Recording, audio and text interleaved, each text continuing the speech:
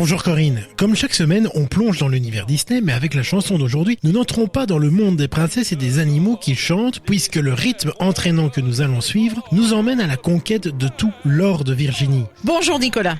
Tu fais bien de le préciser. Dans le film, cette chanson n'est pas là pour nous faire rêver. Elle nous raconte une ruée vers l'or imaginaire, un colonialisme bien réel et un personnage historique transformé en méchant. Alors tu nous parles certainement du gouverneur Radcliffe qui débarque en Amérique avec une seule idée en tête, trouver de l'or, ce qui explique la chanson. Alors si on sait que Pocahontas est un personnage qui a réellement existé, y a-t-il donc une réalité historique derrière cette chanson? Alors dans le film, la chanson caricature à l'extrême l'ambition cupide du personnage de Radcliffe. Une ambition qui n'est pas sans une certaine réalité historiquement fondée, c'est vrai. Les premiers colons anglais arrivent en Virginie au début du XVIIe siècle, en 1607 précisément, et fondent la colonie de Jamestown avec l'idée de devenir riche. L'Espagne avait déjà découvert des mines d'or au Pérou, au Mexique. Les Anglais espéraient trouver leur propre Eldorado. Donc, cette obsession de Radcliffe n'est pas totalement inventée. Pas totalement, mais Disney a quand même exagéré le personnage de Radcliffe. Le personnage réel était un militaire, un membre du conseil colonial. Il a bien participé à l'expédition en Virginie, mais n'était pas le personnage cupide que nous a brossé Disney. Il meurt d'ailleurs dans des circonstances bien plus tragiques que celles du film. Alors si l'histoire est différente, pourquoi a-t-on fait de ce personnage une représentation aussi odieuse? On imagine que Disney n'allait pas faire chanter un personnage tout en nuances sur les circonstances de la